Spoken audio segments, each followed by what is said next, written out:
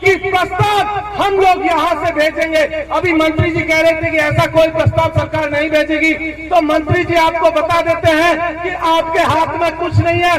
प्रस्ताव मानगढ़ की जमीन से जाएगा और आपको मानना पड़ेगा। जब आज हम लोग यहाँ मानगढ़ की धरती पर पहुंचे हैं, तब आपको बता दें कि एक मंत्री जो कुछ समय पहले हमारा डीएनए चेक कर रहा था, आज वो विधानसभा के भीतर माफी मांग रहा है।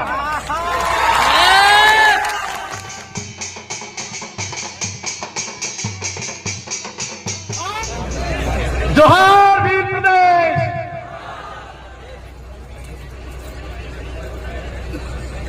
मानगढ़ की भूमि पर शहीद हमारे पुरखों को नमन,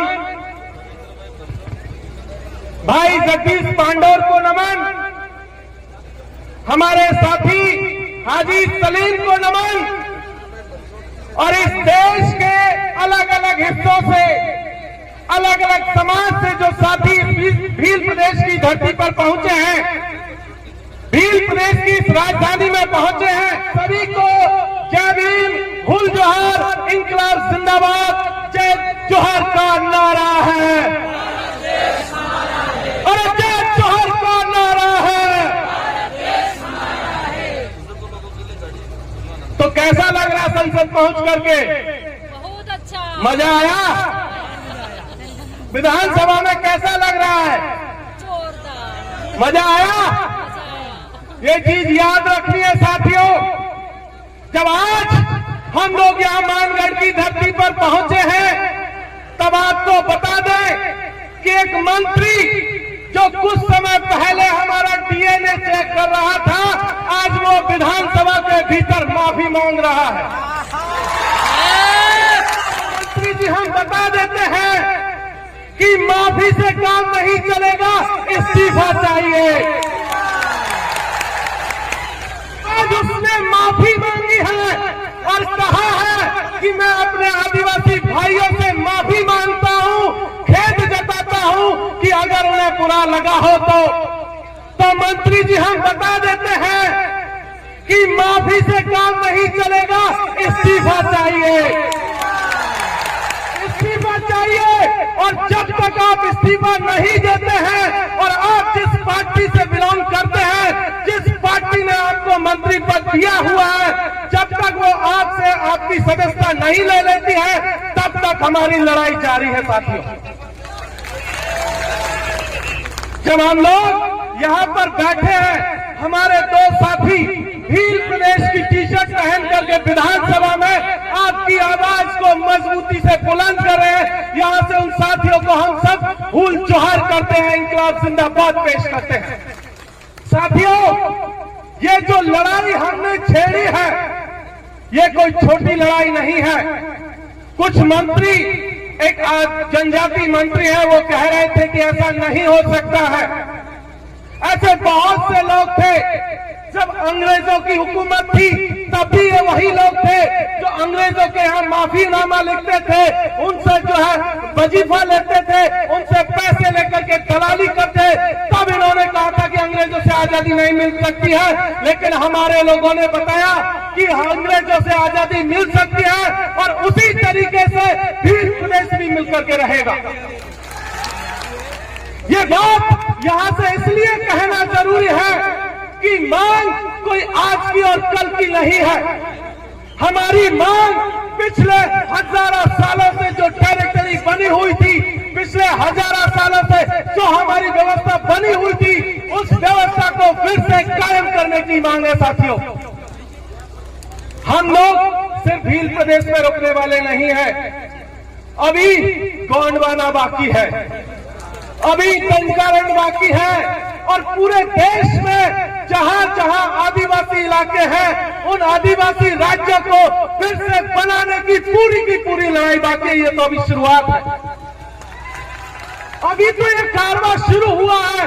अभी कुछ दिन पहले हम छत्तीसगढ़ गए थे, कुछ दिन पहले आंध्र प्रदेश गए थे, झारखंड गए थे, मध्य प्रदेश और पूरे देश के अलग अलग हिस्सों में जा रहे हैं। जिस तरीके का प्यार हमें यहाँ मिल रहा है, सेम उसी तरीके का प्यार और सम्मान हमें उस इलाके के लोग भी दे रहे हैं। इसलिए ये लड़ाई को हमें मजबूती से लड़े जाने की जरूरत है।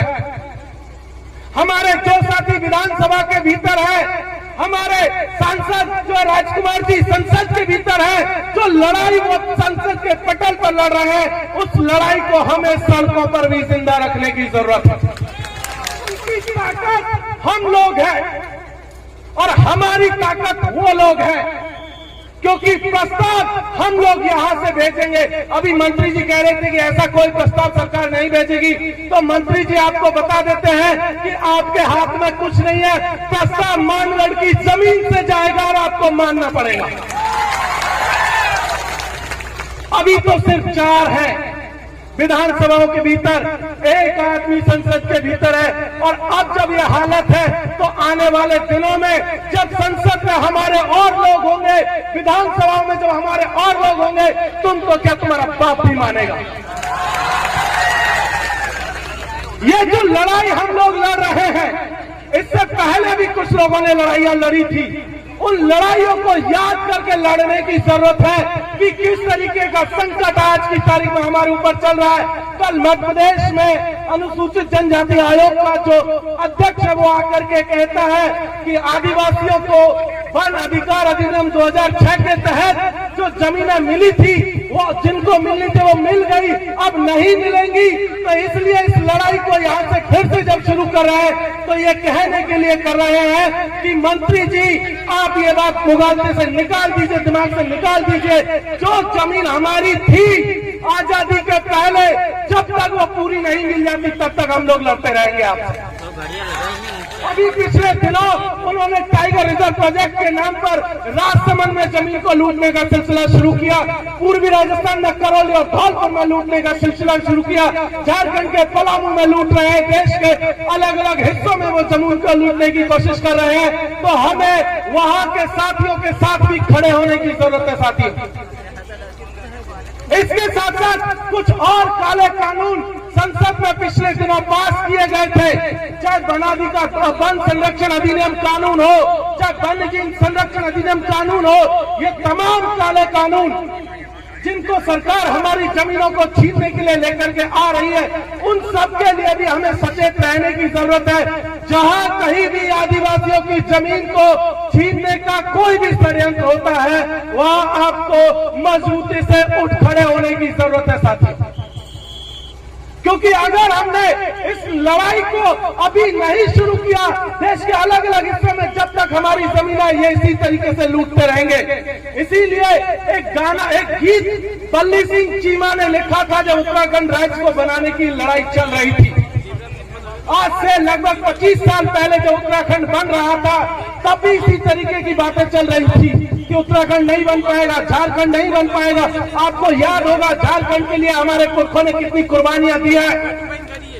ये देश जब आजाद हुआ था और आजादी के 6 महीने भी पूरे नहीं हुए थे, तब खरसावा के भीतर, झारखंड के भीतर वहां के जो है हजारों आदिवासियों को पुलिस ने गोलियों से भून दिया था। लेकिन वहां के आदिवासियों ने वो लड़ाई लड़ी और उनको जो है लगभग 50 साल बाद जो है उनको अपना राज्य मिला। इसी तरीके से उत्तराखंड के लोगों ने लड़ाई लड़ी और वो लड़ाई लड़ी तो उन्हें राज्य मिला। तो एक गीत कह करके मैं अपनी बात को खत्म करूंगा। वो गीत बल्ली सिंह चीमा ने कुछ इस तरीके से कहा था कि ले मशाले चल पड़े हैं लोग मेरे गांव के, ले मशाले चल पड़े हैं लोग मेरे गांव के, अब अंधेरा जीत लेंगे लोग मेरे गांव के।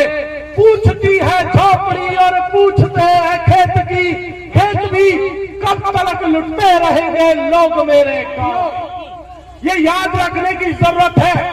चाहे खेत हो, चाहे खलियान हो, चाहे स्कूल हो, चाहे कॉलेज हो, चाहे सड़क हो, चाहे संसद हो, जब तक हम लोगों को ये मशाले लेकर के आगे नहीं बढ़ेंगे, हमारी लड़ाई हम नहीं जीत पाएंगे। इसलिए इन तमाम चीजों को याद रखते हुए मैं आप सबसे एक वादा करने आया हूं कि मैं पूर्वी राजस्थान से आता हूं। राजस्थान के लोग आपको टकटकी लगा करके देख रहे हैं कि भील प्रदेश का कारवा जब मानगढ़ से जयपुर जाएगा, भील प्रदेश का कारवा जब मानगढ़ से दिल्ली जाएगा, तो वो लोग भी आपके साथ में आएंगे। पूरा का पूरा पूर्वी राजस्थान आपके साथ आएगा, पूरा का पूरा मीणा समाज आपके है करके मैं अपनी बात को खत्म करता हूं। बहुत बहुत शुक्रिया। जय जोहर का नारा है, आवाज दो, आवाज